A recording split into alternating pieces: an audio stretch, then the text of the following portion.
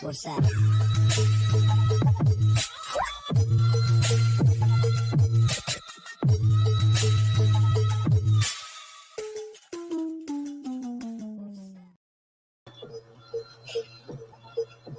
All right, we have no clue what's going on here.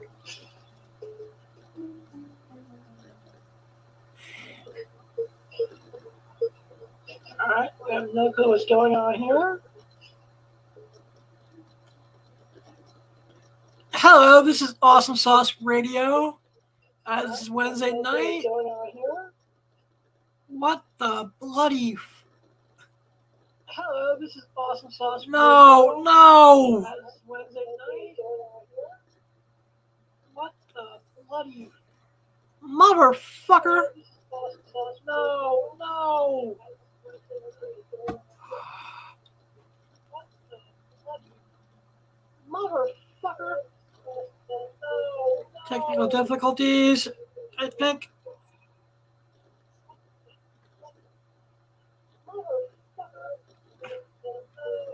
Technical difficulties, I think.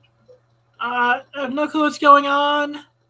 For some reason, I'm getting a lag. I think I may have to, guys. No, you just keep talking. Don't you worry. Ignore that lag, bro. All right, got it.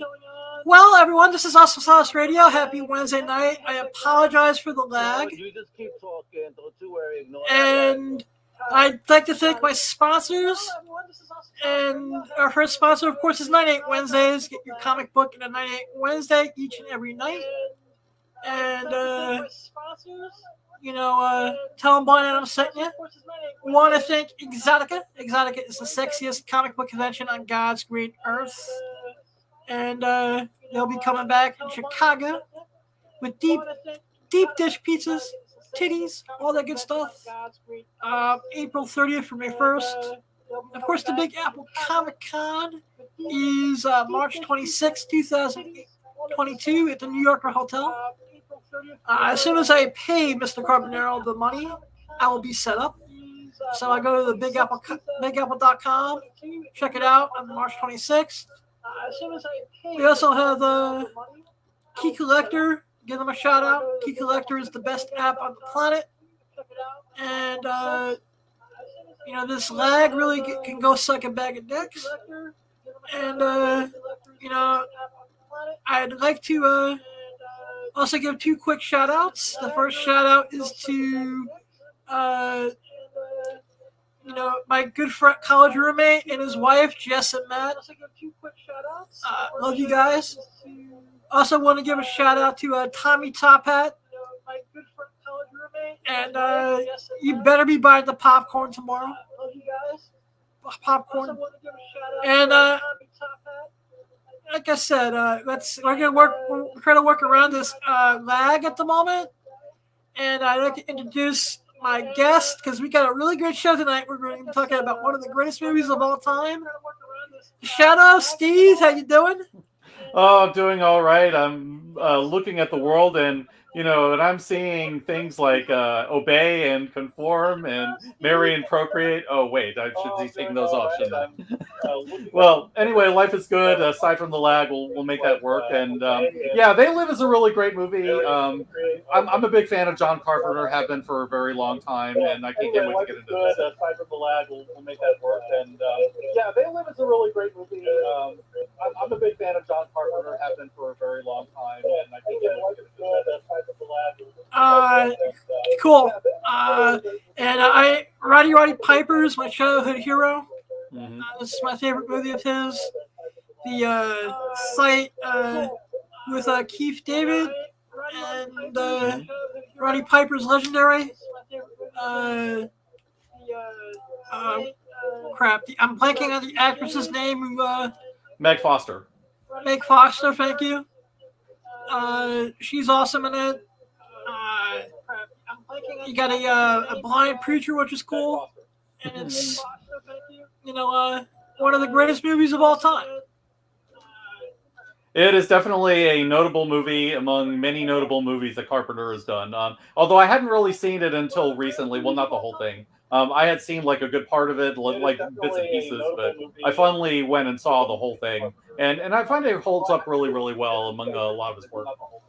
I had seen like a good part of it, like bits and pieces, but I finally went and saw the whole thing, and I find it holds up really, really well among a lot of his work. I rewatched it the other night, and it was amazing. It still holds up very well, and I think it speaks more to today than it did back in '88. It was amazing. It still holds up very well. I would say that that's probably true. I mean, it's one of those movies that I think has gained room relevance over time, just because so much of the commentary has taken on a new meaning now. And actually, the line about World War III, given the situation right now, that's hit a little bit too much of a nerve. On a new meaning now. And actually, the line about World War III, given the situation, that's hit a little bit too much of a new meaning now. And actually, the line about World War III, given the situation, that's hit a little bit. To everyone, please forgive my radio silence for a second. I'm really trying to work around this lag, which I'm working really hard to ignore. To everyone, this mother.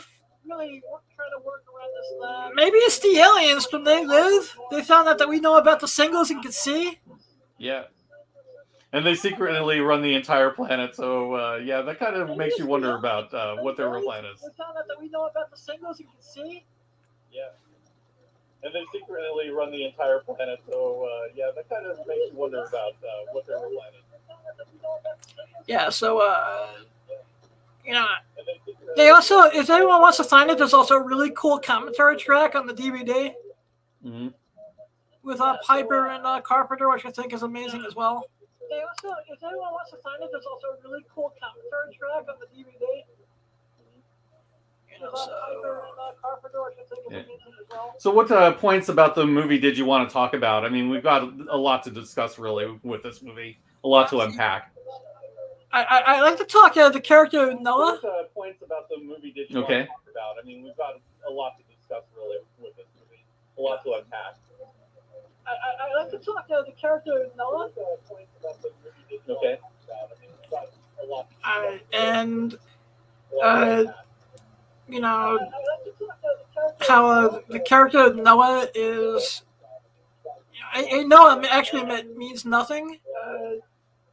And I just think the way that Piper portrays him, the way that he finally starts to it's really his journey through discovering how the world truly works. Yeah, I found that the Piper character, one of my biggest things with him is that he makes a lot of really not very smart decisions in this movie, but I think that works for this character. He's somebody who really is just anybody off the street, and he stumbles on these glasses, and he stumbles upon this revolution that's going on in the background against these aliens. Doesn't understand anything, and he's sort of like forced to kind of go with the flow until he figures out what's going on. And he's just not somebody who sees the big picture, because he's somebody who, really doesn't think that way. He's just somebody that is living day to day. He's somebody who is a construction worker when he works at all.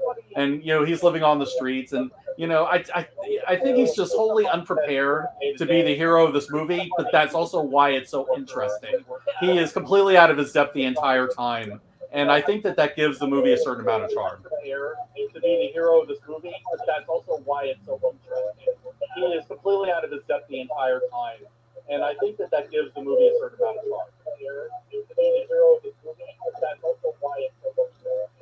He is completely out of his depth the entire time. Oh, yeah, and I like how as you go on in the movie, and he starts to discover the group in the church, and starts putting little things together, and then after that first initial raid, You know, he sees her the first time. He's like, wow. You know, that the whole mind being blown.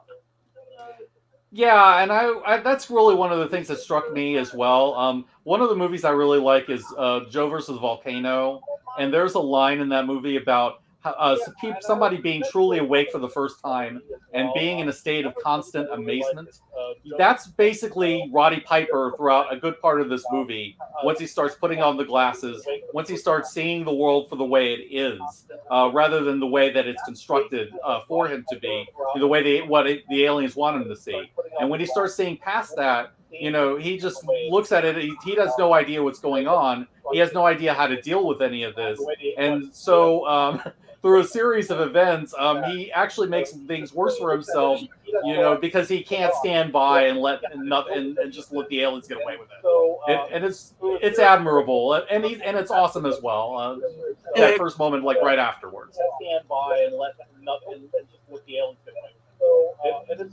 It's admirable, and it's awesome as well.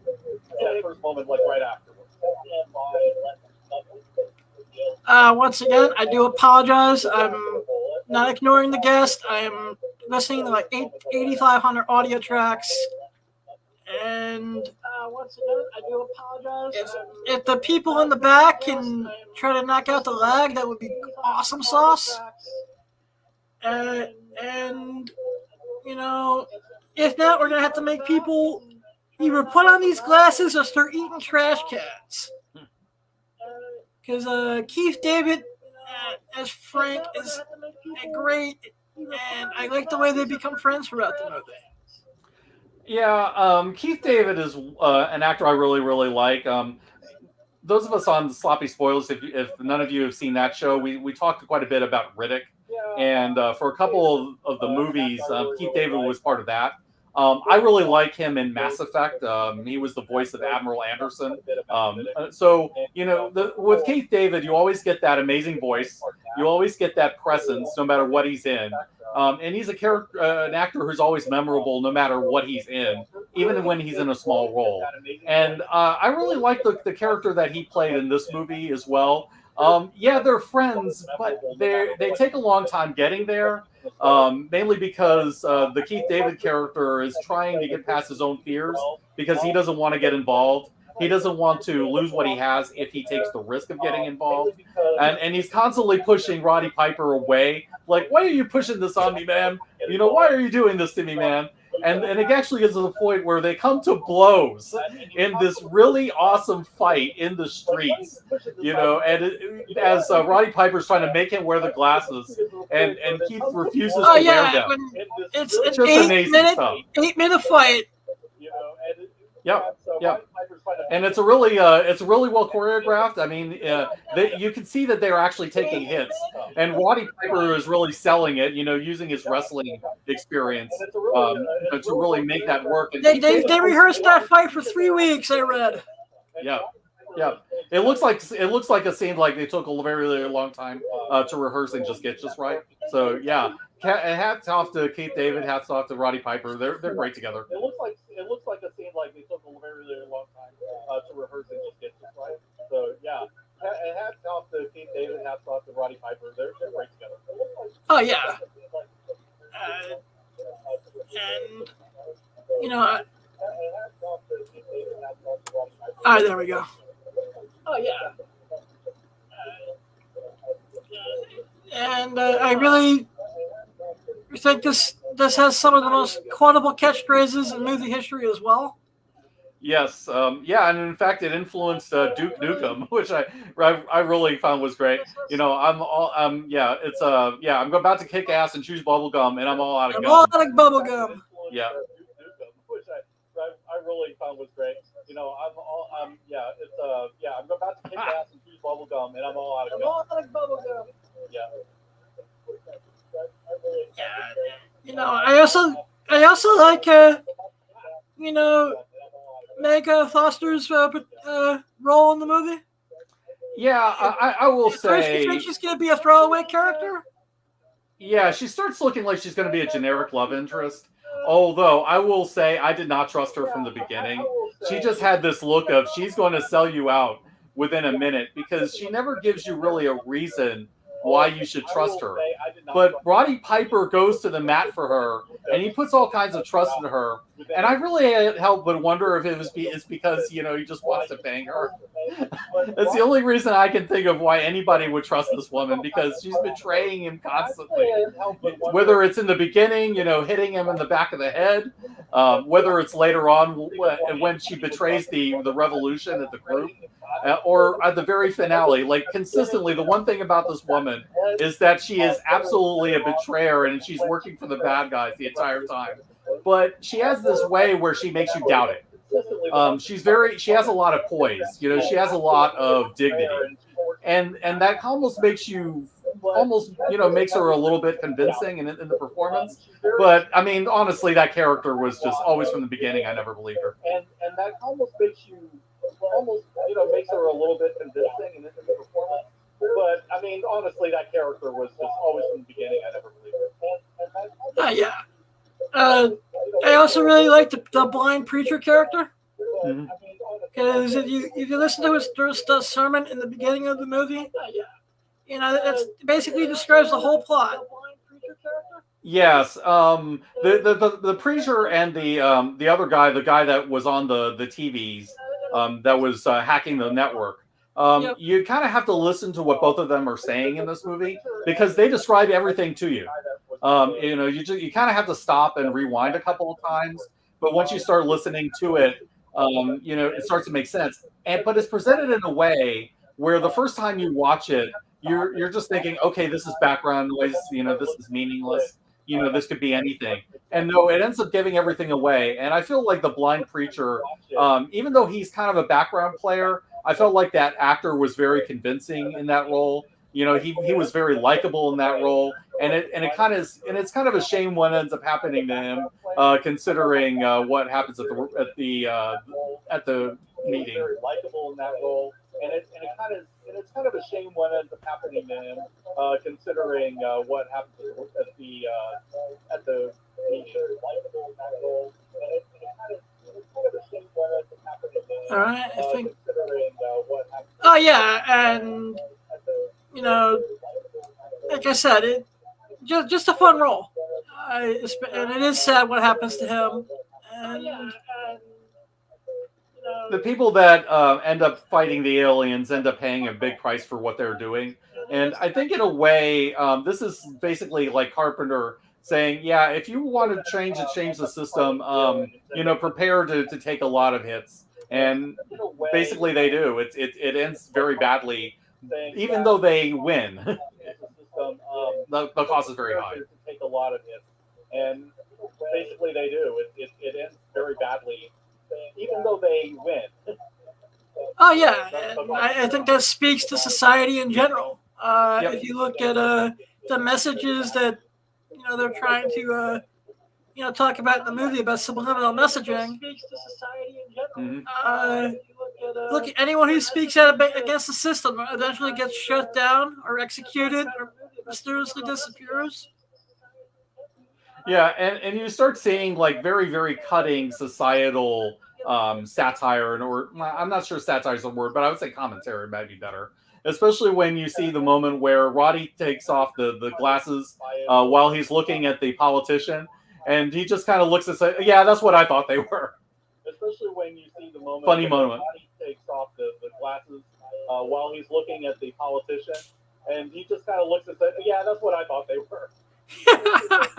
Yep. And like I said, I think the movie, talking about the cult status that it gained, and like I said, I think the movie, why do you think this They Live is lasted the test of time? I think it's because this is a movie that I think really kind of picked up on the zeitgeist at the time, or at least the zeitgeist that would come later. I think that sometimes some movies are ahead of their time, where they hit on certain truths, but people don't necessarily see them at the time the movie came out, or maybe they weren't exposed to it, or maybe, you know, the advertising just wasn't there and nobody saw it.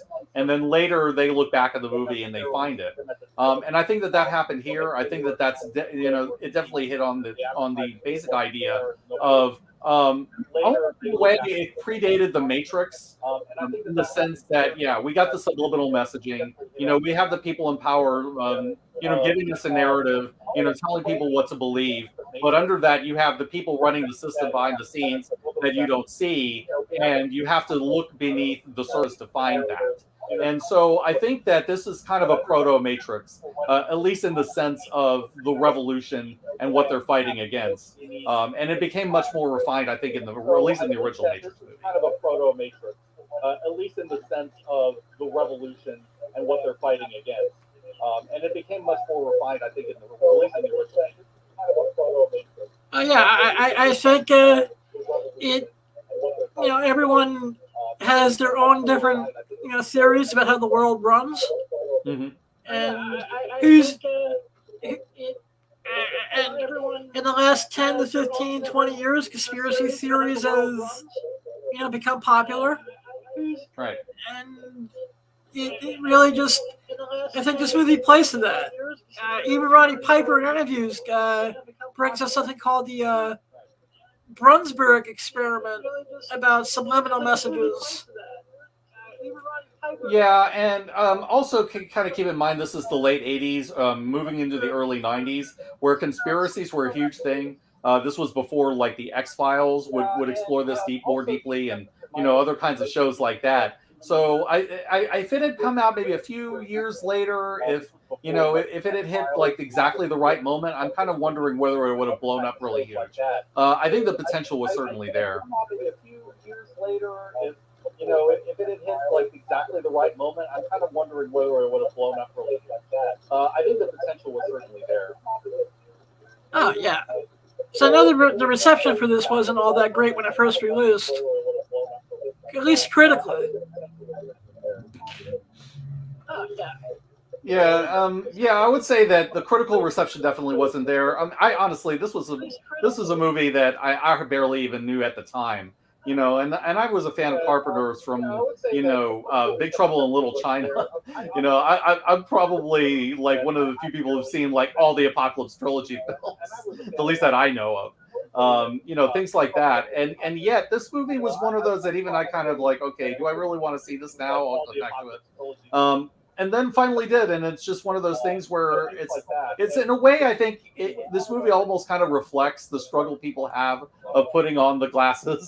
They don't want to necessarily see what's behind the curtain, and I kind of wonder if there's a little bit of that just to the movie's reception. They don't want to necessarily see what's behind the curtain, and I kind of wonder if there's a little bit of that just to the movie's reception. Maybe, because no one ever wants to really see what's behind the curtain. It didn't work out well for Dorothy. Yeah, no, that's true. I mean, it was a one-way trip back to Kansas, so it didn't work out so well for her. Oh, yeah. Like I said, I discovered this movie like in a few years after it came out because I said, because I saw Piper on the TV. I was like, what the heck is this? Yeah. It's a really odd casting, and I don't remember like him having a huge role in anything else. But it seemed like but he was the lead in this movie, and he actually held the lead quite well. You know, not just physically. I mean, obviously he would have been able to do it physically. You know, having been a wrestler, but you kind of makes you wonder, does he have any acting chops? And while I don't think that his performance is like one of those that is outstanding, this is not like John Cena is playing Peacemaker. It's still pretty good for what the role is, and he gets some real moments of drama from time to time, especially like opposite Keith David. That's true. Pretty good for what the role is, and he gets some real moments of drama from time to time, especially like opposite Keith David. Oh yeah, that's true. And I think that Piper, I think he had maybe one other acting role before this, but mainly it was wrestling. But I think that, and you look at the Nona character, and he could easily transfer his wrestling character into it a little bit, especially the fight scene. Oh yeah, I mean, and I think that's Piper getting to his element for sure. That whole scene, maybe that's kind of like why that scene is there, because there were moments I was wondering, gee, why are they getting into this huge fight? Even though it's awesome, like you kind of wonder why they're getting that fight. But I think a lot of it is really down to the basic idea of, do you really want to see what's behind the curtain? And the way that Piper, plays the fight, trying to force him to sort of see things, because he's concerned for his friend. It's and on the other hand, it's like they're brutal to each other. It's absolutely a brutal fight. They're throwing each other, they're hitting each other with nail bats. They're throwing themselves through windows. I mean, car windows. I mean, it's just gruesome. But and it's also fun to see, like towards the end, the two of them are marching into the hotel, and you can tell that they've beaten each other up bloody. I mean, and the physical effects of the fight are still like on their face, and that's the kind of stuff you don't see very often anymore. And you can tell that they've beaten each other up bloody. I mean, and the physical effects of the fight are still like on their face. Oh yeah.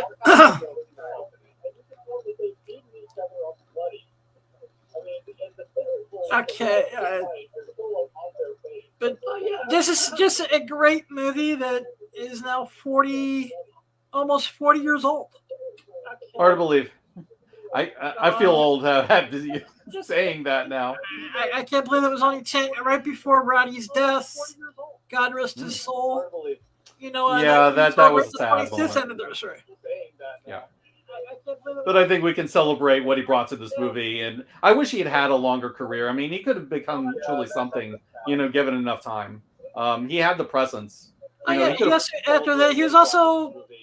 I wish he had a longer career. I mean, he could have become truly something, given enough time. He had the presence. He looks like such a badass standing there with that shotgun. Oh, yeah. That would be great, Prince. I also want to showcase a really amazing Roddy Piper comic book. This is a variant of G.I. Joe number 229. I also want to showcase if anyone can get me a copy of this, I'd be appreciative. This is the Joe Con variant for 229. It's freaking phenomenal. I'd be appreciative. Also just want to showcase his first appearance in comics, which is Mad 258. Remember, in this version, they're talking about your assistant Park. Oh my God. Remember, in this version, they're talking about well, yeah, life finds a way. Oh yeah. Your assistant Park. Oh my God. Oh yeah, it's Mad Magazine's awesome. Yeah, especially back then, around the mid to late 80s. I mean, they had some really great stuff. Oh yeah. It's Mad Magazine's awesome. And then especially back then, around the that is a Daredevil homage, by the way. That's a Daredevil homage? Yeah, because there's a cover where Daredevil is doing the same pose after the death of Elektra, and he's hugging Elektra's grave like that in the same way. There's a cover where Daredevil is doing the same pose after the death of Elektra, and he's hugging Elektra's grave like that. Oh wow, that is very fascinating. Mm-hmm. Of course, as we can show the WrestleMania 2 program. That is very fascinating. Yeah, of course, if anyone doesn't remember this is Roddy Piper versus Mr. T in a boxing match. Spoiler alert! Spoiler alert! Roddy Piper body slams him at the end and gets the swallow thigh. Roddy Piper beats Clubber Lang. Yep. And this was Mr. T also, right after like the height of his career too. Oh yeah, this is around the time of Rocky, around the time of the A-Team. Also, right after like the height of his career too. Oh yeah, this is around the time of Rocky, around the time of the A-Team. But yeah, I mean, I also think that this movie starts the trend of wrestlers becoming actors. I think without Roddy Yeah, Piper, because this, you don't get John Cena as Peacemaker. yeah, eventually I know you get Hulk Hogan and people like that. Yeah. Unfortunately, you get Well, Hulk Hogan in all his bullshit movies, but Amazon And you- stop. Yeah, and you had Andre the Giant and the Princess Bride a few years before that, I think. Really? Yeah.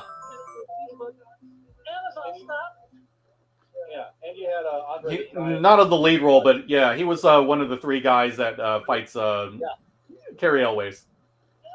Whoever made Suburban Commandos needs to just get punched in the face. Not of the lead role, but yeah, he was one of the three guys that fights Carrie Elways. Whoever made Suburban Commandos needs to just get punched in the face. I'm gonna have to take that out in post. Yeah, this lag is not fun. Yeah, Suburban Commandos. Oh my god, what a mess of a movie. Yeah, this lag is not fun. So Steve, man, you got anything new in the pipeline creatively?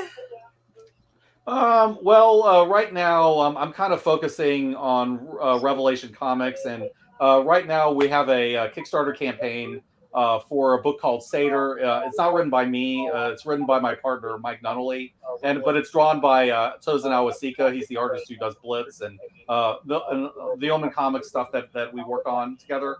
And essentially, it's a Viking grimdark horror, is the way that it's called. So the idea really is that a Viking king breaks a vow of love to a witch who has been sent to help him, and basically everything goes to hell. Yeah, it's a really, really great book. I've read a number of the pages. There should be already, some of them are already posted. Those are quite nice. As for my own stuff, right now it's really kind of getting the next issue of White Druid and Michael Nero number 3 out, I believe, and then Guardians of the Lamb number 2. The first issue came out a few months ago, so I'm continuing to kind of work on that, and then getting Blitz number 2, which should be next year. I do have one thing coming out, and I believe that is Dark Oracles, which kind of focuses on one of my characters from Guardians, who is a princess of a country called Parthia. And this is basically her origin story and how she, the start of her journey and how she ends up with the group. A country called Parthia. And this is basically her origin story and how she, with the group. Hey, Wow.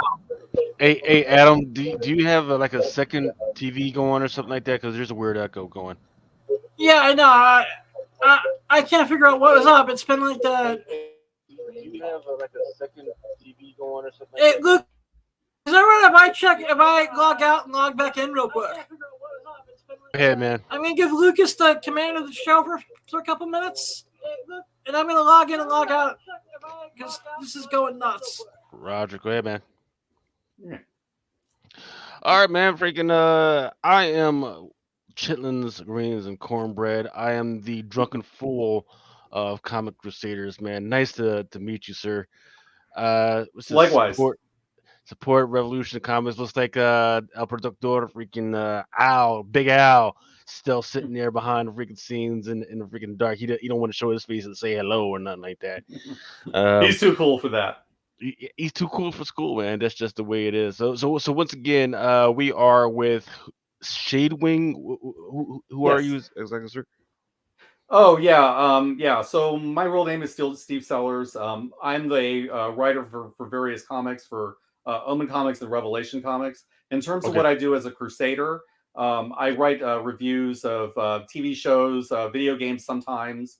I have a certain number of article series going out. I've written a number of articles on the X-Men and on Daredevil, fan scholar type articles that are deep dives into those books. So that's the main stuff that I contribute over here. Roger. Next big project that you're working on or got cooking.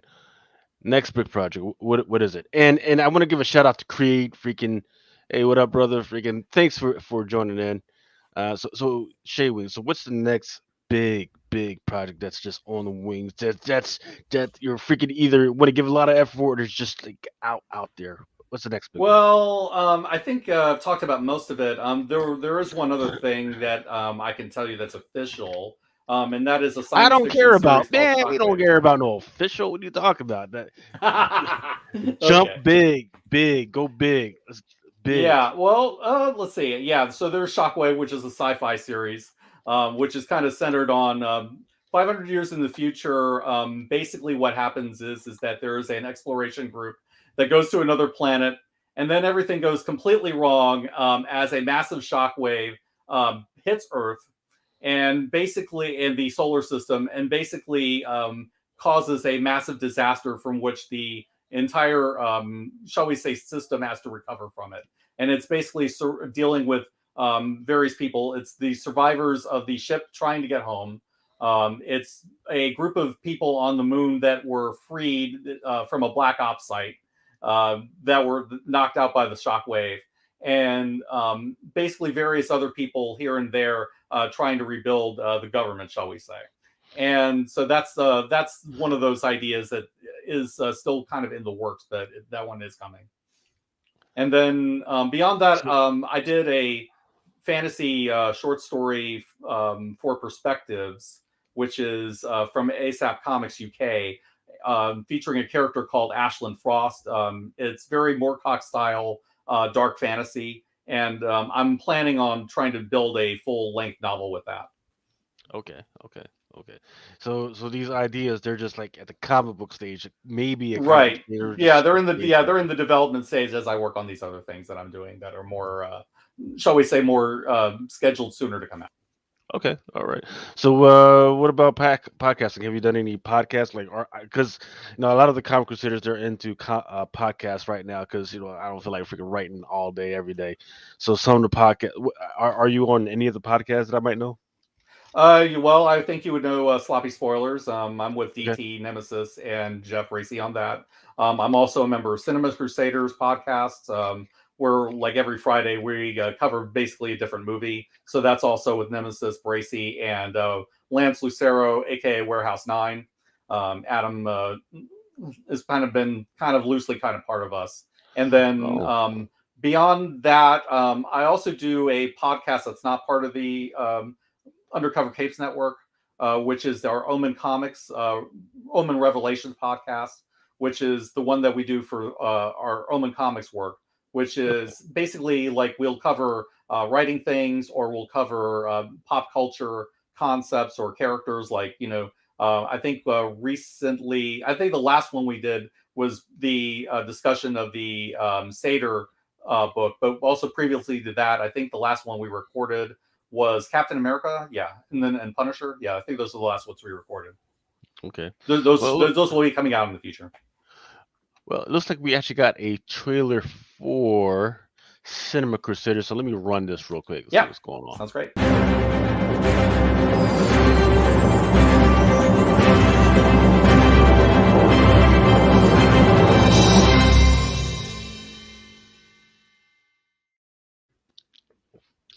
That was looks like it was just a little intro. Doesn't show Yeah, that's anything. that's just our typical opening segment. I think the last couple of the ones that we've done, we did Remo Williams, The Adventure Begins, and I think before that we did a retrospective of Ivan Reitman. So yeah, definitely watch those if you're interested. Okay, all right. Let's see. I'm just looking through all the stuff that's out here and everything. So, what was the last good comic that you read? That like, well, let's go stay with 2022. I don't want y'all, Sure. some of y'all old guys, some of our generation. We like to go. Well, back in the 80s, X Force number 131 was the shit. Like, look. I can do that, but no. Actually, I've been reading Tom Taylor's Nightwing, and I've been quite liking that. I'm not reading a Have you whole been lot reading it, or lately. are you just looking at those sexy fucking covers, man? Those sexy covers Be- are awesome. The So sexy Looking at covers are this good, fucking, but I yo, actually do like the story. So okay, this is yeah, the just best like I Nightwing it's replay, been for a long I time. just replay excuse me, boys for this the is everything interviews. better now? Gotcha. Yes, absolutely Okay, I better. am back. I apologize for the first half of the show. I have no clue what the heck was going on. Sir. So yeah, I was just getting introduced to Mr. Shadewing, freaking getting sped up on like his contributions to Comic Crusaders. Looks like we might have to have him spin up on Drunken Chat as long as he agrees with everything I say. That's just the way I go. Wait, when did that rule for Drunk Attack come into effect? Always. If that's just the way it is. I guess having Look, it's all Drunken Chat is all about freaking good art, good drinks, and looking at freaking and looking at bitches. That's just all that. Even Mama Comics, when she comes on, she agrees to that rule. She understands what it's all about. We're not freaking trying to freaking sell fucking church bulletins. We're freaking trying to make that, we're trying to freaking get that interviews, and everybody knows what it's all about. Boobs, booze, and bitches. That's all we're all about on Drunken Chat. But we're not here to talk about that. We're here to talk about awesome sauce. And Mr. Shadewing, whatever y'all want to push. And they live. And so yeah, I saw y'all having. Everyone know. Everyone could just send Autumn South some good wishes. She's feeling very sick and cannot make it tonight. Damn. So that would be great. That's wishes to her. Oh damn, she done caught the corona. Oh shit. Yep. Everybody's taking their fucking mask on. It's going to be a freaking mask wheel. Watch out. Yeah, so we were trying to talk to Liv, and I thank Steve for putting up with that. Why did they live? I'm going to thank the audience for putting up with it. Yeah, you can't have They Live without showing some pics and scenes of it. You got to freaking roll that route. Yeah. We did see some interesting posters. See, now that TikTok has rolled out 10-minute freaking videos and you can do lives, Adam, you're going to have to start doing TikToks, man. You guys are going to have to start doing TikToks. I think you would really do well on that forum, man. A little bit shorter, freaking a little bit more compact. I think you would do awesome, man. For you and Autumn, shucks. Y'all freaking I'll clean talk up. to her about that. Me, Autumn, or me and Misty. Missy and I are working on a song at the moment. La Toxica. Awesome. Nah, the hello. Nah, man, leave that alone. Trying to see what I got in up here. Hey, so Adam, what did you think of the stuff that was happening in the comic book world this week? Did you hear any of that stuff? I mean, I've heard dribs and drabbles. And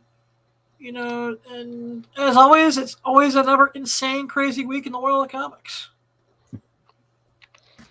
Hold on. Let me go to eBay real quick. Hey, did you get my email about the TMNT? I think that's nuts that you're bringing that character in. Which character are you talking about? Venus? Yeah, Venus. So boom. So that was actually one of the first. That was actually going to be one of the first comics that I was going to talk about for FOC this week. The Teenage Mutant Ninja Turtle that's on FOC. There's some type of it's a FOC secret cover. Nice. Yeah, it's some special freaking secret cover. There's a cover out there that people have seen, and that's fine. But there's another secret cover that's on its way that they have not shared yet. Yeah, that they have not shared yet. So once again, it's interesting for the so let's roll it back. And because I haven't really been invested in Drunken Chat in the last 2 to 3 weeks because of stuff that's been going on behind the scenes. Teenage Mutant Ninja Turtles, they have a live animation being shot by, is it Seth Rogen? Yes, Seth Rogen. Is that the Seth Rogen one? Yes, right. So IDW on their TikTok all of a sudden came across, was like, they started talking about Jenica this, Jenica that, and I was like, oh yeah, and I literally. Yeah, I was like, yeah, I told him, I was like, I don't care unless Seth Rogen is saying, hey, he's going to add Jenica to season 1. right? Why talk about all this? Add her to season one because what I don't want them to do is that I don't want them to start from square one. I don't want to. It's like the Superman paradox. We know who Mhm. Superman is. Right? We Yeah. don't need you to freaking put the baby in the spaceship again, or we don't From need Krypton yeah blowing the whole up. the Batman thing where you shoot his parents We don't again. need to see Need the that. pearls dropping on the street again. Times Yeah. again. Yeah, no, look, we got an hour and a half to fucking get me in, get me out, maybe freaking, get my kids into it. Don't waste it on the material that's already out there. You've got 30 years, 80 years of all this stuff. Let's just get to why we're actually here, right?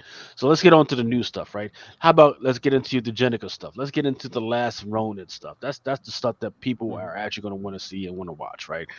Um, so you got this Venus thing, right? And that was the reason why Venus has been always so disappointing, right? Is because yeah, they brought her up. Maybe they even had her for like a couple of issues or whatever that, but Ah, they she's never. never been in the comic. Yeah, well, she never. Okay, she's never been in a comic. Okay, so She's now, never officially yeah, been in the comic. yeah. So now, Hmm. actually, well, she's never actually. She's been on the cover in like a weird way, but she never. Maybe they never did her in the interior. So okay, you have this female Ninja Turtle that's out there, but you really haven't done anything with her. So they better do something with her. They better put her in a freaking cartoon if you're freaking teasing her like that, right? Don't pussy or turtle foot around. Let's freaking get it done, right? Um, especially, hey, look, it's Women's History Month, right? Oh What Mhm. yeah. would be what would be sweet Oh if the first female Ninja Turtle fucking made a comeback and fucking did the thing. I would love her and Jenica to fight and her to bust Jenica's that's not what I green was turtle head thinking, but open. I guess that will be a good, nice consolation prize. I don't think we're going to get much wrestling, Adam.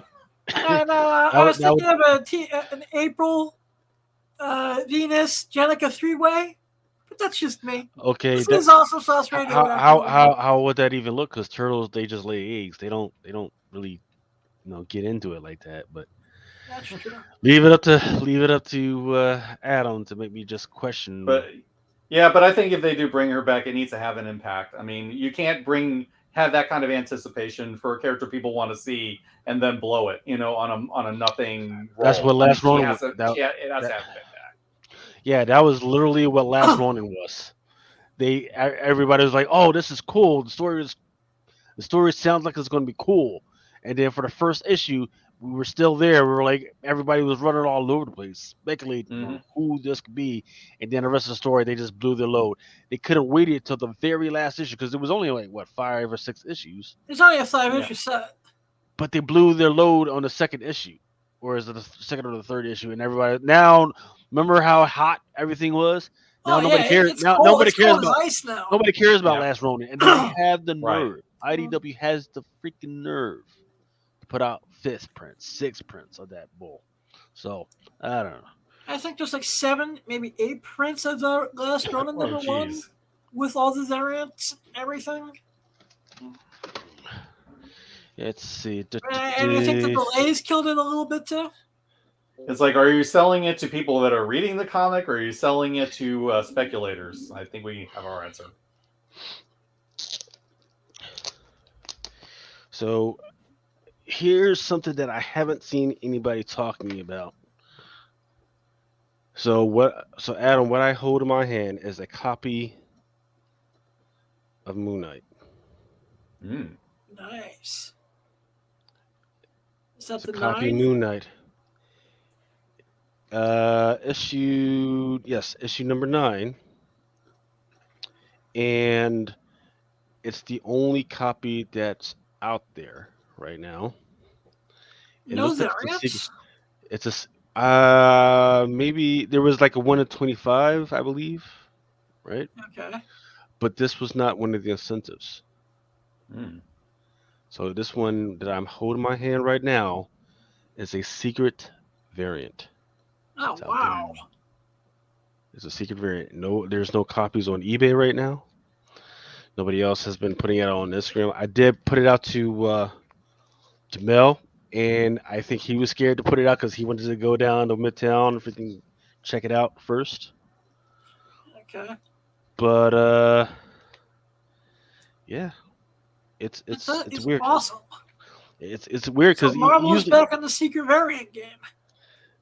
oh They've had a long there's time to perfect it. so it's that weird second quarter, right? So comic book stores are going to be. This is that time of the year when they're going to start doing weird stuff, right? In fact, let's freaking get into some actual comic stuff, and Mhm. I'll show you what I mean. Second one that I have, Adam, listen up, I'm listening. I'm listening. because the only reason why this registered on my scale is because of a uh, guest that you previously had on Awesome Sauce, Ninja Go Garmageddon or Garmageddon. Oh Does that wow. ring? Does that ring a bell?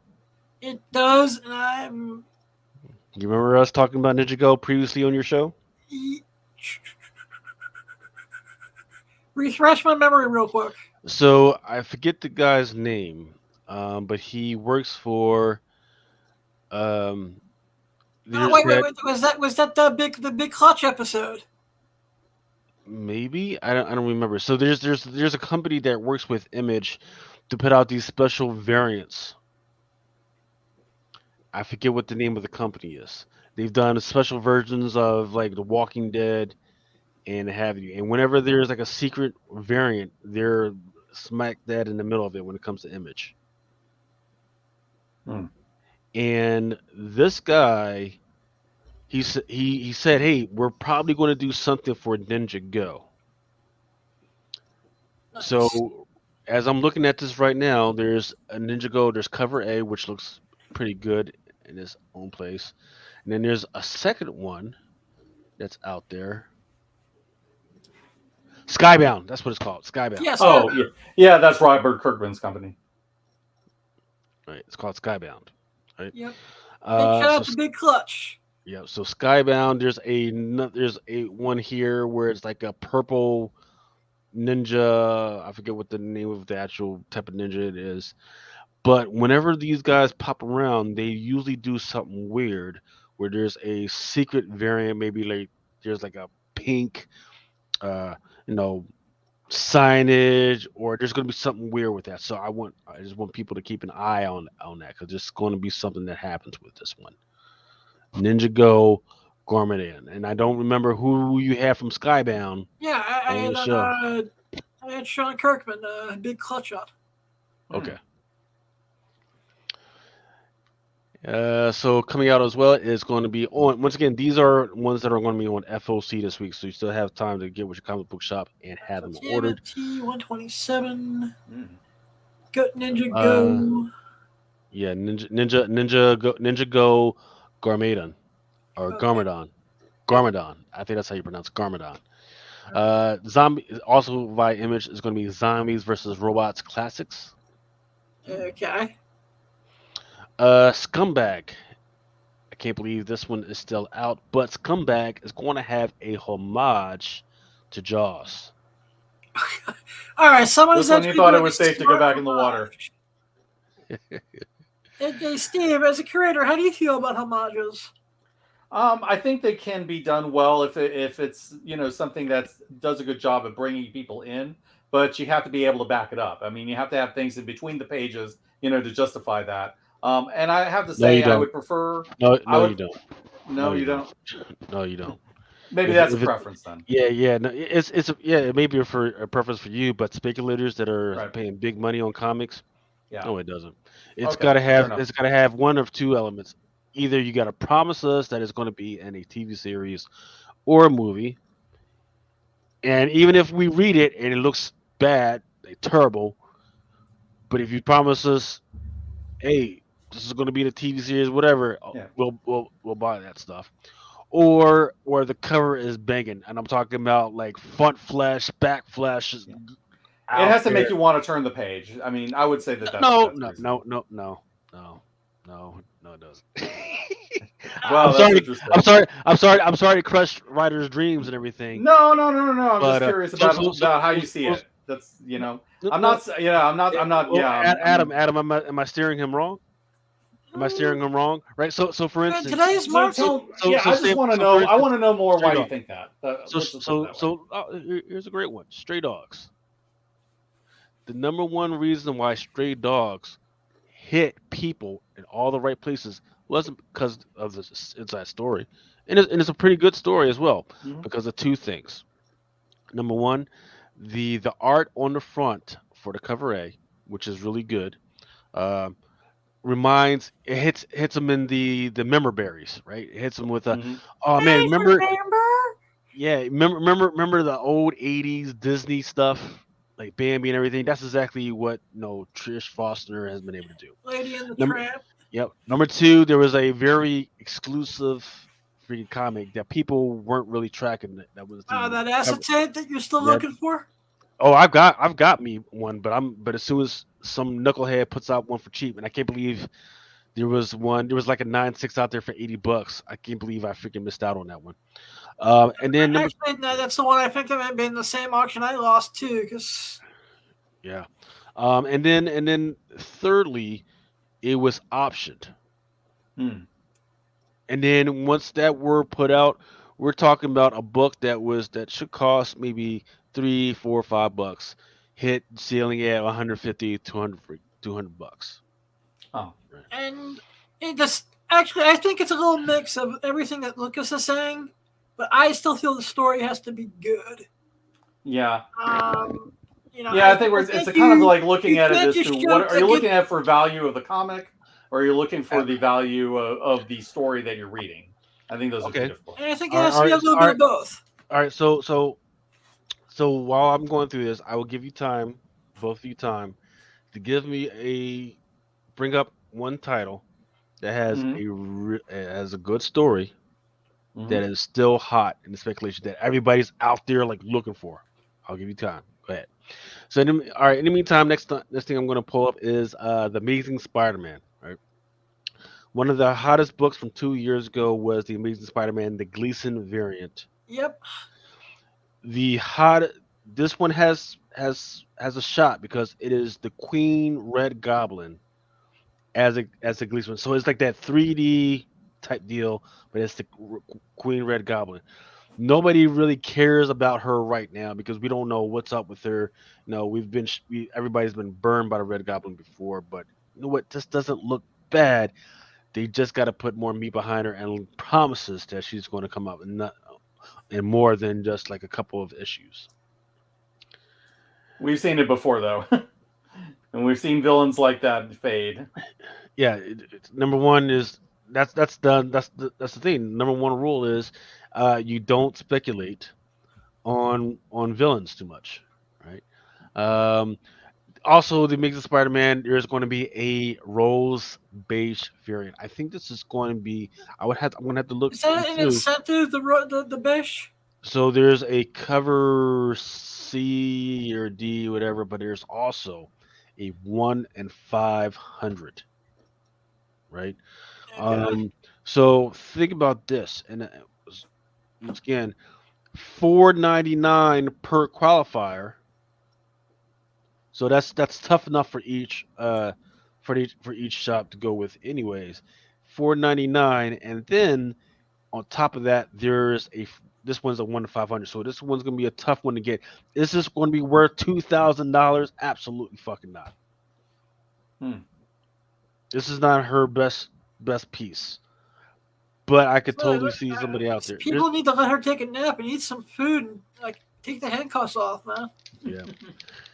This was going to be tough, right? Because Yeah. there's It's a very posy type of cover, nothing much really going on.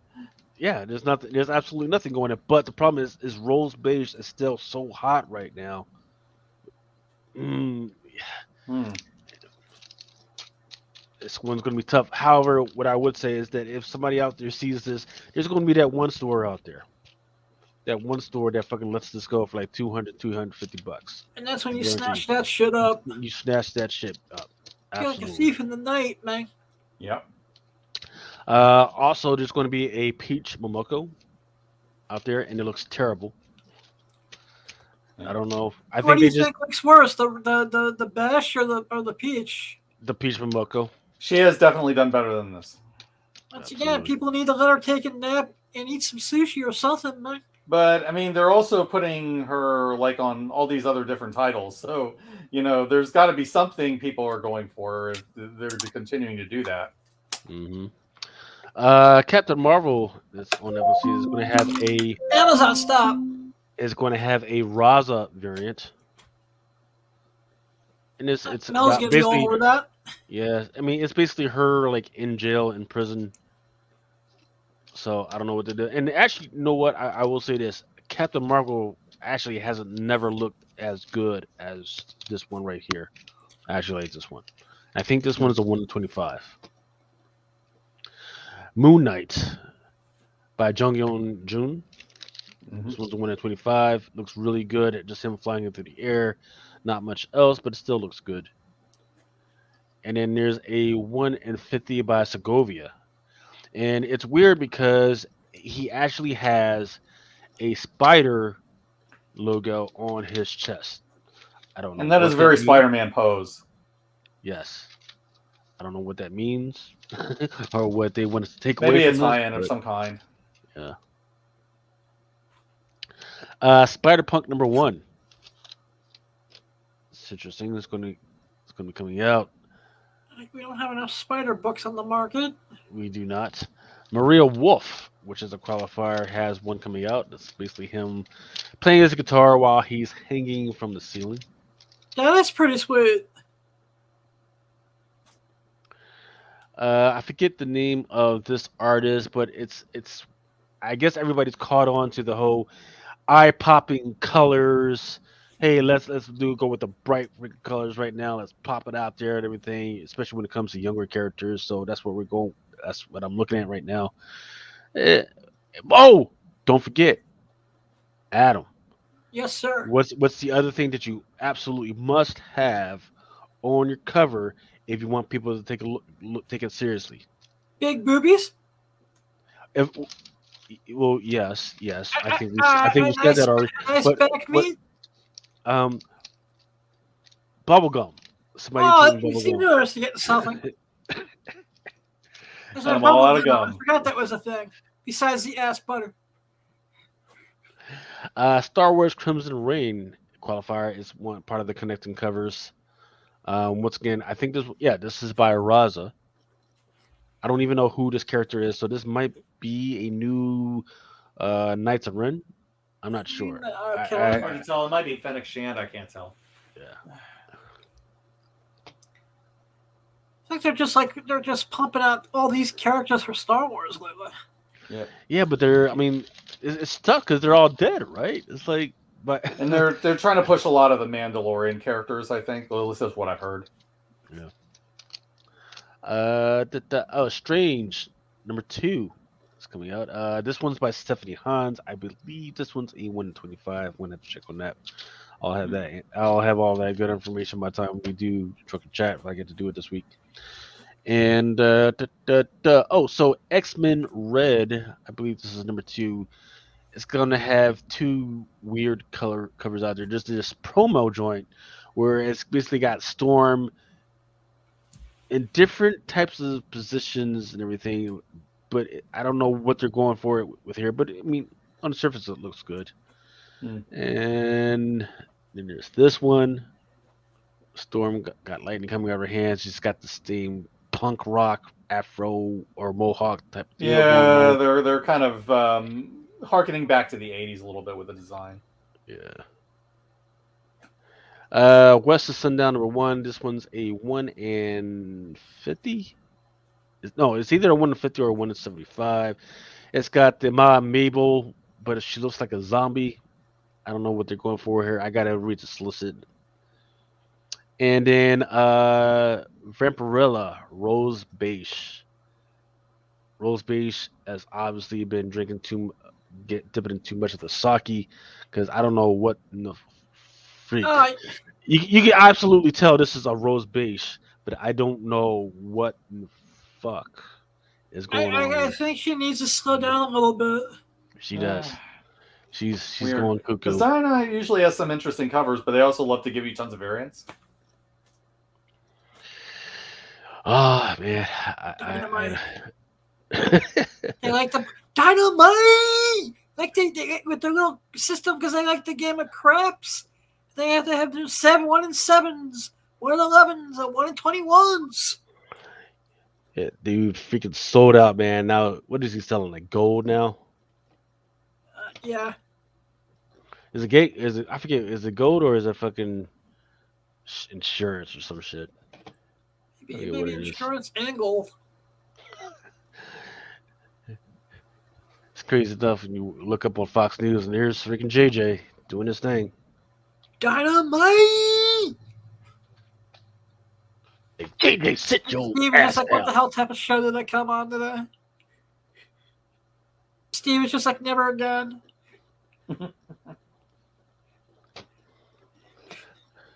What type of alcohol do you drink? Who's asking that question? Yeah, I'm not much of an alcohol drinker, so yeah.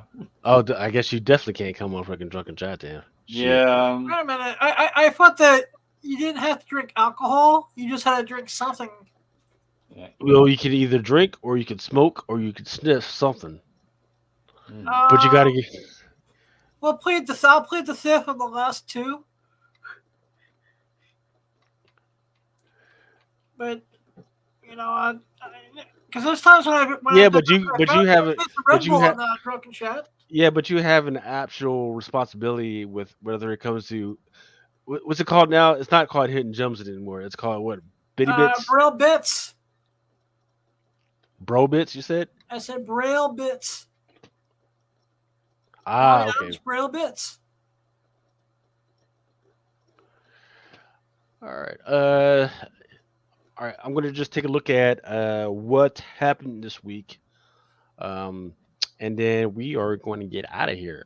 Batman Killing Time cover D incentive. That was one that I was high on, because I'm trying to remember who it was drawn by. Was that drawn by Suzumico?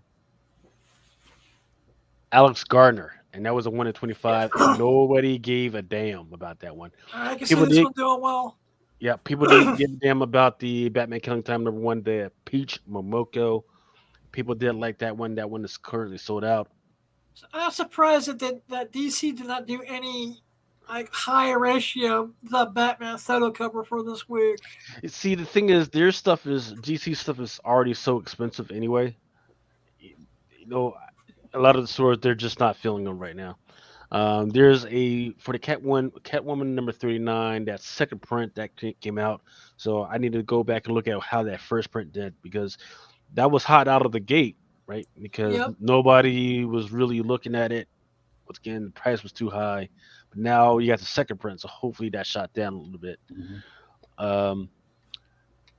The Detective Comics 1055, the Iceman eating old girl's ass. That one is not doing too well. No. So that one ran cold. Yeah. So I guess I don't have as much influence as I thought I did because I was really pushing that one. Monkey Prince. Nobody gives a damn about Monkey Prince. Nice House on the Lake. It is a absolute lesson. If you're doing hot, don't take a break. Don't take a break. And now nobody's reading Nice House on the Lake. Once again, the break and the delay killed it. Yep. I mean, this is a great cover. This is a great cover. Oh, girl, she's in the refrigerator. She opens up the refrigerator. There's nothing but rats in the fridge. There's rats all over the freaking kitchen. Great freaking cover. Nobody gives a damn. Mm-hmm. And that's a cover that tells a story. Yeah, absolutely. It's a great cover. You know, people. It's bad enough that people don't have that much patience for DC. But you know, you just gotta keep it going, man. Freaking when you're hot, you're hot. You gotta keep that hot going. The one that I kind of laughed at, as I said, that it didn't have a chance was Transformers Beast Wars #13. That's the one with Optimus Prime, where he's an ape, and it was like a 1 in 10. That did well, apparently, for some freaking reason. Oh yeah. There's a lot of member bearers associated with Transformers.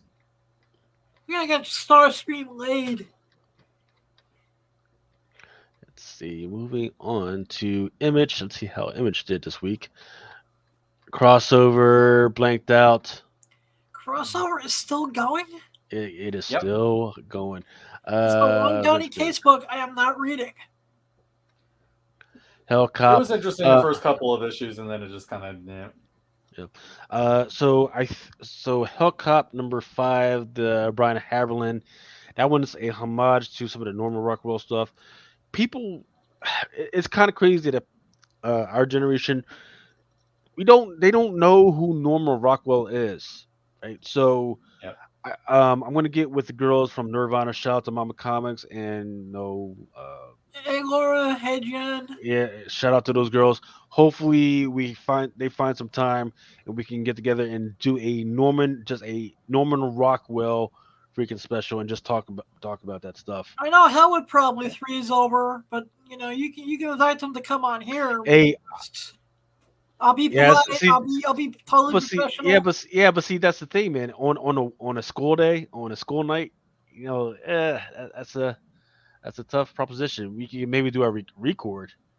Yeah, I have no problem doing a pre-record. I just think that would be a cool crossover that I would love to do. Yep. Okay. That so sounds interesting. Yep.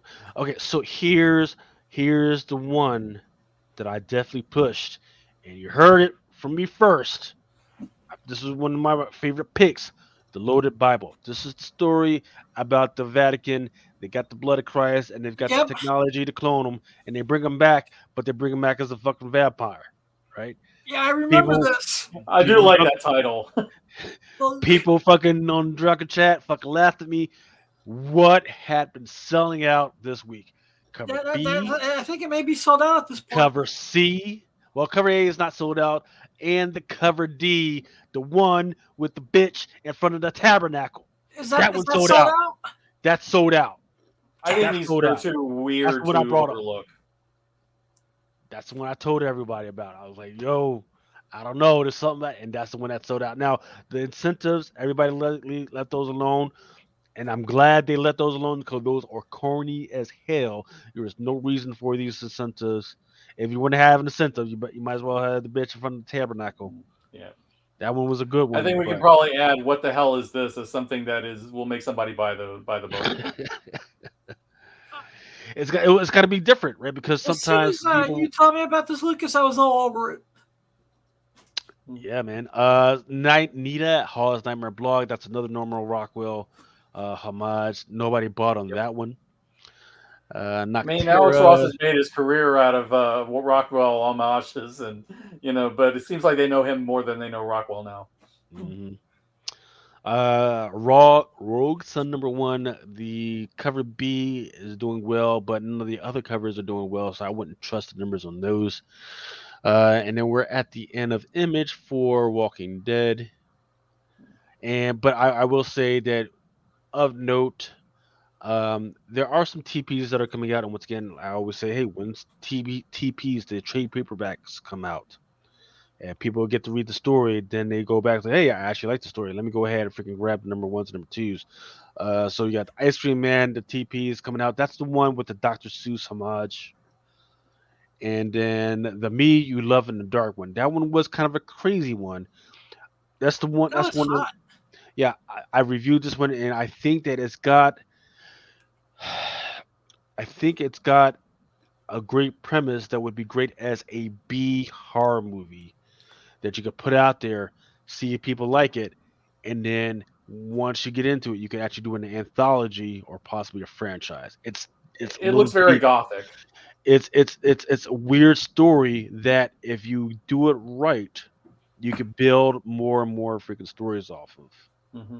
Yeah, I would agree. And it's got a lot of stuff that's happening in the background in the art that's like, oh crap, did you pay attention to this?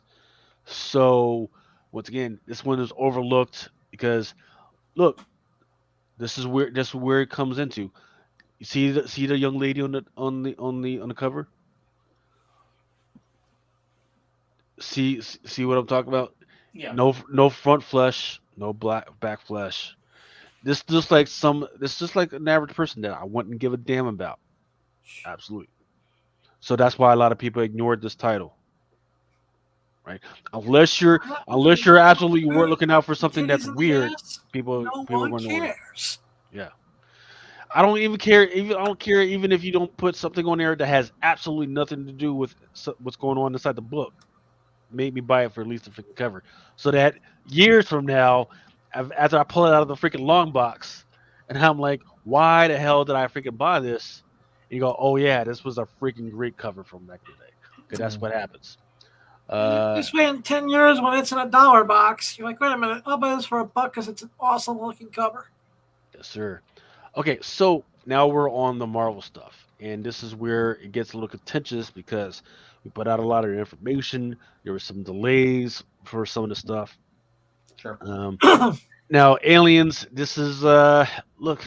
Marvel has been trying to introduce aliens. Not only introduce aliens, get the story back to freaking back on track. Introduce new aliens.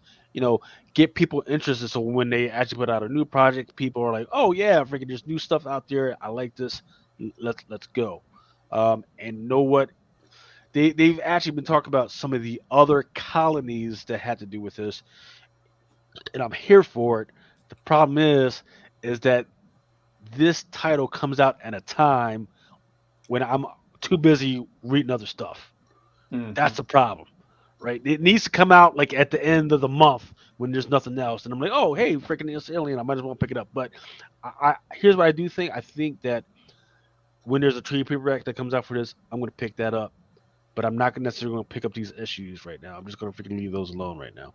But cover B, the Panosian. Keep an eye out for this artist because he's been putting out a lot of incentives that people have been picking out up on. He did a qualifier this one and it's sold out. And he's Jung gotten Lee, better over the years. oh yeah, it's just and this one is actually one of his worst that I've seen this year because there's nothing really interesting happening in the background. It's kind of detailed. It's kind of forcing you to actually look at the character, which is one of the aliens. This rib and bones. It's like, and that's fine. I guess people liked it and they sold out on it. I'm kind of surprised that people didn't pick up on the Jung Yoon joint, which is even though this one was a 1 to 50, it's either a 1 to 24 or 1 to 50. I believe it was a 1 to 50. Looks freaking great. It looks like a European cover. It does. It does. Uh, Amazing Spider-Man number 91. That one's overlooked. And I tell you why, because there was actually quite a few new characters, not necessarily any new villains, not necessarily new heroes, just some new characters What, that a were new inside the supporting book. cast? Yes. Avengers Forever number one cover, excuse me, second print that came out. It's got a new villain right there on the cover. I don't know how the numbers are doing. I'm going to have to check up on that. What did sell out was the second print 1 in 25, or was it a 1 in 50? I think But it was the a 1 in incentive 25. 1 in 25, yeah, that one sold out at $45. Wow. So people were all over that one. Avengers Forever number 3, the cover A that sold out. And I do want to remind people what's at stake here is there's supposed to be an all vengeance Ghost Rider that's supposed to be either here. I've read the story and I'm not sure if people are willing to accept that as a first appearance or not. But that's what's at stake here. That's what people are looking for. It all depends on how they reveal it. But if they revealed it, then people are not going to like it. And they're going to say fuck off with this character. Oh, of course. Yeah. Black Panther so here's where speculators got fucked on this one, right? The new Tosi character, which made its appearance in number 3, people were all over that one, especially the incentive. It went up to like 150 to 200. No, it went up to like $500. No, isn't it like the one in 25, like Yeah, that went up to like $500. plus book? Right, it went up to $500. It got brought back down because the ambiguity of overseas stuff. That's what always slows it down. Is that there's some knucklehead over in England who throws the stuff out there for cheap, and people put the brakes on freaking buying because they want to see what happens with bastards. right, because you're not sure, and you're like, well, I kind of want this book, but I don't want to buy it from somebody over there in England because anything. anything can happen in England, right? And if I get pissed at that person for what he did, I can't just roll up on his house and ask for my money back. Right? So that's why it gets a little. So that's why people in England, y'all need to stop doing that shit. Slow your roll. Put your prices as the same price for everybody else. Stop freaking undercutting everybody because you're fucking up the market. But the Alex Ross for the number 4 sold out. Why did it sell out? Because people thought that this was going to be the second appearance of Tosi. Yeah, which doesn't happen in issue 5. It did. He was not in this book whatsoever. Even in, it was so bad that there's a Phil Noto, which was an X-Gwen variant that nobody has been carrying. Nobody cares. Damn X-Gwens. It's so. No one gives two shits about. They messed up, right? They should have started the X-Gwens during March, right? They put it at the same time that they were doing the Black History Months, which blew up. Black History, those Black History Months are beautiful and they're doing well. Yeah, those Joshua Sways just killing it right now, right? You can't do 2 types of freaking theme variants in the same freaking month. Nobody gave a damn about these X-Wins because we're too concentrated on Black History. FF41 is sold the fuck out. Except for one place, I got them, but I haven't decided whether I'm going to give them away or sell them. I got to figure it out. Hopefully, I'll have that figured out by Friday. Did Mel get his hookup? Yeah, he got his. I think he ordered like 15. Yeah, he ordered 15, and those went out to his house this morning. No, yesterday. Went out to his house yesterday. So in the meantime, there was a cover C, crappy cover, sold out. Now the one that I can understand that sold out was the Black Panther cover D and sent up by Stephanie Hans. It's a beautiful. It's an absolutely freaking beautiful freaking cover. That is very nice. Yeah, even without the speculation on who's in, or who's what, or who's fucking who. Is this kind of Black Panther worth reading? I'm trying to get back into Black Panther, and it was worth reading when they called it the Agents of Wakanda, because that's all this is. It's just an extension of the Agents of Wakanda. That's all this is. Tomasi Coates Run put a bad taste in my mouth, and I haven't got back to the book yet. Because here's the deal. Once again, and I've talked about this too much on. In fact, I talked about it on Nirvana. Yes, you guys have got diversity. You're bringing about these black characters, but you know what? These characters are not black. T'Challa. Yeah, he's supposed to be the prince of freaking Wakanda, but he's not African. There's certain things that Africans do and talk and live that are just not being represented in these freaking books, right? My favorite thing is Miles Morales. They're like, oh yeah, man, he's African. He's African American Latino. Man, he hasn't done a black. His black ass hasn't done a black thing yet, man. You telling me that his mother is Dominican Republic and she never drags his ass to freaking the iglesia or church? Yep. You telling me his dad is a cop, but he's never drug him to a fucking cookout? What was the last? Oh, they try to make him black by having him play basketball, but who's he playing? He's not playing basketball with any of the other dudes. He's playing basketball with Kamala Khan. Yeah. What? Kamala Khan, they've actually been doing okay, right? They're actually addressing the cultural difficulties she has with living in her world, and the cultural differences of being raised as an Arab American. They've been doing a nice thing with that, but here, Miles Morales and Riri and Moon Girl, I can't tell that they're black. I can't tell why they've been black. There's nothing to any of their stories or the way they live or anything that makes them black. And that goes for the way that Ta-Nehisi Coates wrote Black Panther as well. The first thing that Ta-Nehisi Coates or Cates or whatever the hell his name is, I don't want to disrespect the man. The first thing he did when he sent freaking Black Panther out in space. And that's what ruined the book for me.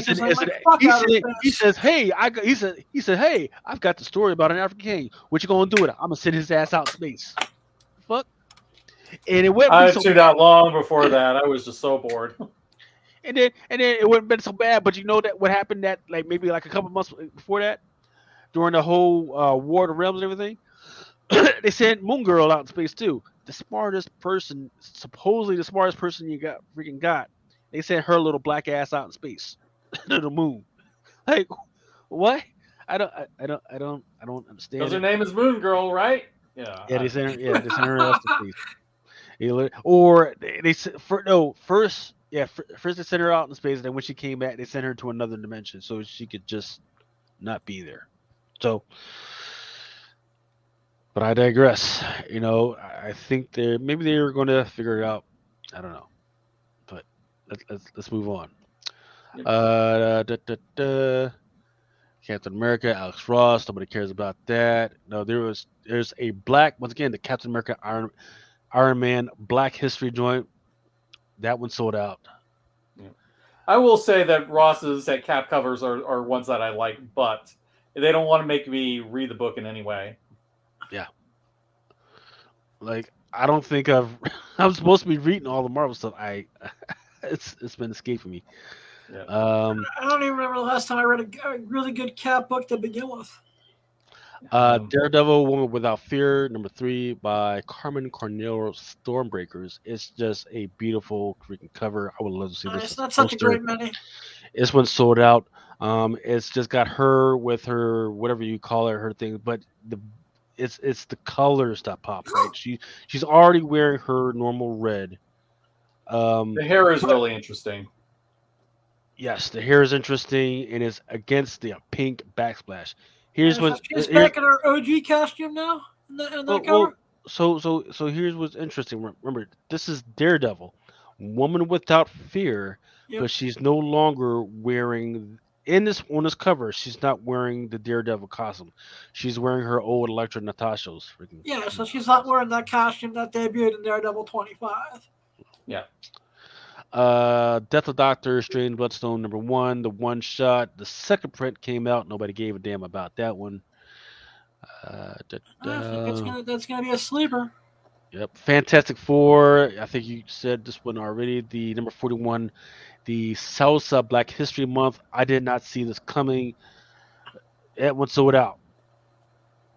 I thought of all the ones, I thought this one was the worst one because it just looks like a dude in a Moon Girl costume. It doesn't look like her at all. So maybe they're trying to grow her up. I don't know.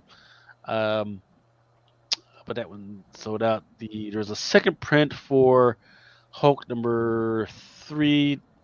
Nobody cared about that. Moon Knight. And what's interesting is the cover. Once again, the cover that I just showed everybody is not on the Midtown. Site. Interesting. It's not. So, Moon Knight #5. Nobody. In fact, the Moon Knight #9. The cover is C. There's a 1-50. It's either 1-25 or 1-50. That one is not sold out. Shang-Chi. Nobody cared about She-Hulk. Nobody cared about Spider-Woman, even though there was a Peach Momoko out there. There was a Spider-Woman cover D that's out there. I think people got tripped up because there's two characters, and this is the first time that I remember seeing these guys on the cover. I hope people weren't thinking this was going to be the first appearance, because they've been showing up for the last. Yeah, I like, think that's 3 the or 4 cover that's issues. been selling out all over the place. Yeah, I don't know why. I haven't read it, but maybe I'll take a look at it tonight before I freaking get passed out. Maybe I'll check it out. Sir. Star Wars Darth Vader #20. That second print, which was the first cover appearance of It was first comic cover appearance of Grogu. I think that's Mando, fair to say. And I didn't see this one coming either. I thought people were fed up with the first print, but I guess they went for the second print, and that one sold out as because well. a lot of people couldn't get the first print. They were just like, they just want something. Star Wars High Republic #15, the Phil Noto sold out. I can't believe that. And the cover B, and the cover C. Cover C is not too bad. There have been people praising the series. I haven't really been reading it since the beginning, really, but some people like it. So, so he- the way the best way I could explain it is if you consider the dangers that are presented in the High Republic, you'll realize that the Jedi were always wrong, Mm-hmm. and the Sith were always right, and everything the Sith did was in preparation because the Sith went through this, and they knew that everything in here was not going to be able to be stopped in the future. All they were trying to do is give them more time to stave off this, everything. Yeah. So There's a certain but fatalism that I'm noticing, like in the current narratives. yeah. I can't believe the Star Wars High Republic Eye of the Storm where 2 didn't sell out. It's a great freaking piece by Guillermo Sana, or the dude sitting on the throne.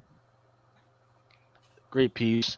What did sell out though, and I did call this one out because I thought this was going to be more interesting, is the cover B by Phil Noto, which actually has that same character but his helmet off.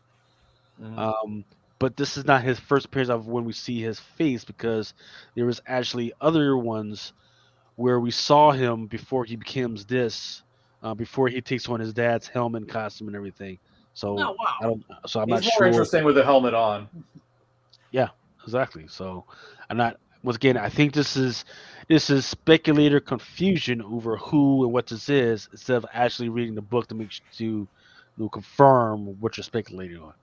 So, but then what they did do was they did speculate on the 1 in 25.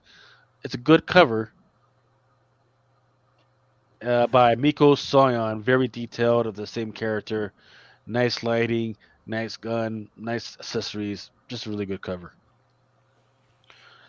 And It's a cool looking weapon. I did not see this one coming. The Strange Academy number 15, the second print by Umberto Ramos, which was the second appearance of Gaslamp. That Yep. one sold out.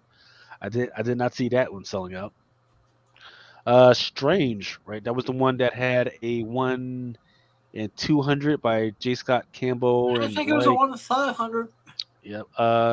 There's a 1 in 25 cover F that is not doing well. There's a 1 in 100. I had quite a few people were actually buying that for me. There's 1 in 200 by Art Germ that's out there. Nobody cared about that. The 1 in 500. Nobody. Once again, that one's going for $540 at Midtown. Nobody cares about that. Thing number 5 by Variant Dan Panosian. Really detailed. Not a bad cover at all. Number Which book is that I'll read and trade. Is it's that the a champion's axe? I'm not sure. Is it? Looks like it. Might be. No, but that one's sold out. Venom number 5, the second print. What's the name of the new Venom character? I forget what it is. Bedlam. Yeah, Bedlam. That's one of him on the cover. What if Miles Morales? Some of these sold out, but the Eban Coelho cover, not a bad. It's actually not a bad. Wouldn't be a bad poster once again of Miles Morales in the new costume, but it's not new here. Once again, this costume is not even a Captain America costume. It is a costume that was built for Puerto Rican Day and like maybe 2 or 3 issues ago. Yet they're putting it on here and presenting it, and people were eating it up. Oh yeah. Look how cool Miles Morales is. Yeah, Yeah. look at it. Yeah, I bet you there's a bunch of motherfuckers out there that are thinking, oh man, that's the American flag. No, that's the Nope. Puerto Rican flag. Mm. Now the next one, which is the cover D, that is the American flag. I think I got to look at the difference. Yeah, that's the American flag. Um, and then the rest of them did not sell out. So the only one that really sold out was the cover C, the Ivan Coelho. And yeah, I mean it's a great cover, especially for a qualifier. Nobody gave a damn about the other ones. Nobody cared about X-Men except for the cover E qualifier by Leno Francis Yu, which was a promo cover, and I do not know why they keep calling it a promo cover. I'm gonna have to dig through some of the literature to figure out Yeah. what's that all about. Oh yeah. Yeah, he's got a long history with that franchise, and he's got a fan base. So it's just man, his work's been good for years. Yep. I believe that's it. I'm just taking a quick look through some of the indie stuff. Follow Me in the Darkness, the cover D sold out, and that's because it is a pretty good cover. Of once again, it's got that negative variant, negative color thing going to it, Adam. But instead of like, hey, let's pop it out with bright freaking colors, there's a darkness to it. There's a right center front is a skull with these kind of dark, creepy figures off to the side. I don't know what's going on, but Very good negative space there. yeah, Behemoth, and that one's by Behemoth. So we need to keep an eye on this one because that's not a publishing company that I hear from a lot. Duel #1 cover B, the second print came out. That one sold out, and that one's by Bliss on Tap Publishing. Cowboy Bebop #2 came out, and nobody gave a damn. I didn't know there was a Cowboy Bebop comic. Yeah, but I think Yes, that's the sir. second print. Carriers #2, the ones with the pigeons at war, that came out. Nobody gave a damn. Buckhead #4, they've had their chance to impress everybody. Nobody gave a damn. Agresuko, that's the one. It is the comic of the show that's on Netflix that is entertaining. If you're not watching Agresuko and you're working on all of this, you're missing out. And lastly, I'm going to go through Dynamite stuff. This is Dynamite! yes, sir. Unfortunately, the Tony Fleets of Dynamite Never Dies, the one with Vampirella, it has not sold out yet. I don't think people know who Tony Fleets is. Otherwise, they would have bought this one. You know what did sell out? Tell me again that you don't think that boobs sell. Tell me again. Even a zombie-fied. Even on a zombie, yeah. Yeah. Well, it's good if you're a necrophiliac. It was all Steve. A zombie-fied Vampirella with her tits, her front flesh out. No, it's something. And also, this is Awesome Sauce Radio. You say tits. her tits front are what flesh make out. life go round, yo. Well, see, the thing is, if I were to say it, it's her tits are not out, but the front flesh is definitely showing. Okay. So there's a lot of flesh showing. So I like to make that distinction. It is a Dynamite cover. Fair enough. But, and all the rest of these. Oh yeah, that's Gracie Cosplay on that cover. Who's the cosplayer? A lady named Gracie. She's on Twitter quite a bit. I'm gonna have to look her up. Yeah, she does a lot. She does a lot of cosplay. I'm gonna have to see if I can get her to be a guest on the show. Yeah, that would be great. She's been pretty nice. Let's see. Now the Lucio Perillo, he finally has a Vampirella cover that freaking sold out, and that's because the colors pop. Not only do they pop, but we got a whole bunch of backflash showing. I actually like this one. Fred Van Zandt? Not necessarily family appropriate, but hey. I'm looking through. Hell, Sonya. More Lucio Perillo doing well. Rose Beige. She's got all the front flesh showing up. Like, I don't know where her pants begin and her top ends. I don't know what's going on with this, Adam. I'm talking about Nyx #4, cover I. Once again, I keep telling people, stop ignoring these limited editions, right? I understand. They're selling out. They're doing well in the aftermarket. People are looking for them. Yeah, I understand that the limited editions are a little bit expensive because they're $50 out the gate, but there are stores like myself that are selling these for pretty cheap. And once they get out there, especially, come on, a Rose Beige. I think you should go to this awesome, amazing thing called the Drunken Pull Box. I think they're like $30. Dynamite does some really good variant covers. I can't argue. Yeah, I can't tell. I don't. I'm pretty. I'm shocked that they didn't call it like a risque or something like that. In fact, did they have a risque? No, I didn't I'm see a surprised they risque. didn't put that in a poly bag and call it like they do with Faithless books.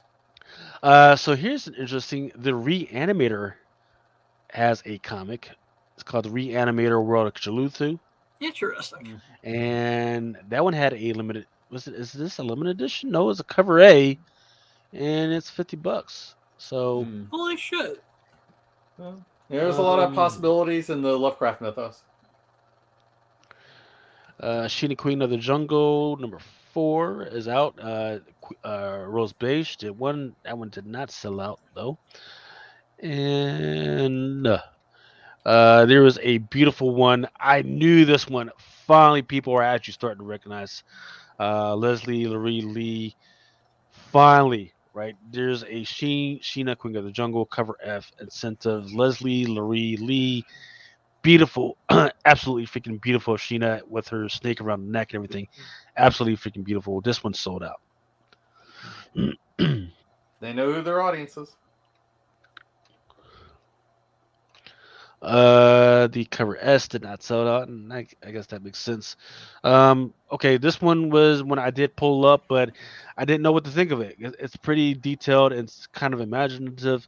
Vampire verse #6, Megan Hetrick, who every once in a while pops on. She hasn't had a hit, but this one did sell out. Um, it's got the Madame Bovary type of vibe of just a Madame Bovary vampire standing among some candles, blood everywhere, roses everywhere. I can't describe it any better, There's kind of like an evil queen look to it. sir. And gentlemen, uh that is all. Some comments from Creed says, "Hey, Optimus is an ape in Beast Wars." Yep, I knew that. Norman Rockwell is an OG. Yep. Yes. Loaded Bible went hot at his LCS for a live sale. Moon Interesting. Knight female in Avengers Forever 3. Okay. And Nice. then creators asking about Captain Puerto Rican. Yeah. That So, You would think actually they be would make that a interesting. thing? yes, sir. So here's where I do want people to pay attention to. I do want people to pay attention to the next few Miles Moraleses in the What Ifs, because on one of the covers there is a an image of his sister, right? No, his little sister Billy, but she's all grown up. So that Yep. means that they're going to, for purposes of that multiverse, they're going to speed her up and everything. And but I don't think that's going to be her first appearance as grown up. So it would probably be the issue before that where she show up as grown up. Just want to throw that out there. And for anyone playing at home, since we're, this is also Sus Radio where we spec on all the weird stuff. So we'll spec on babies. And to include porn. Miles 13. Yep.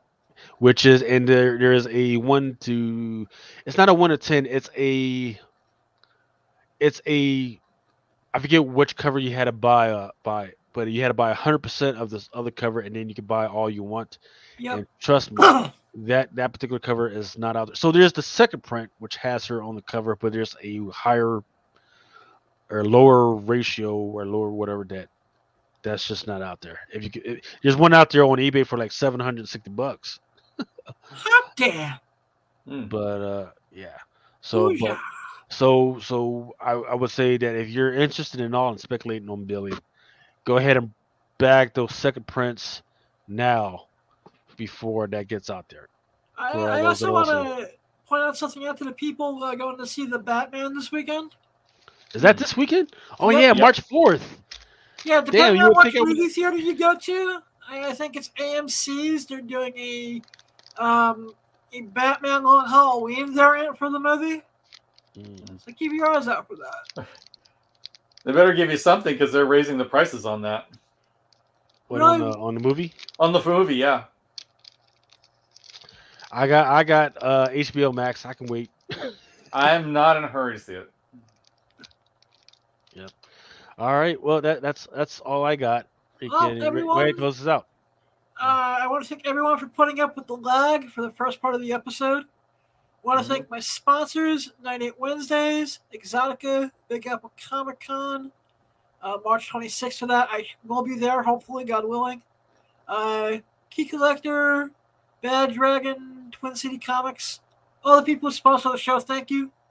For the audience, I love you guys.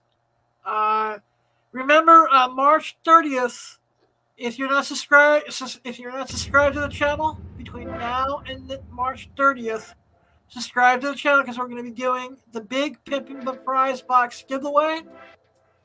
Tomorrow I will reveal what's going to be in the box. No, excuse that. Friday I'll be revealing what's in the box. Because tomorrow I'm going to see the Batman. And then on Friday I'm going to do a live show in the afternoon.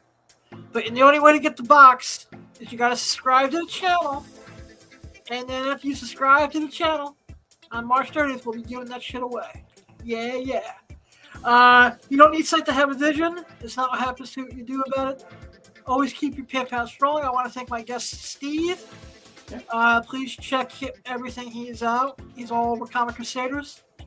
I love you all. Blood out, I'm out.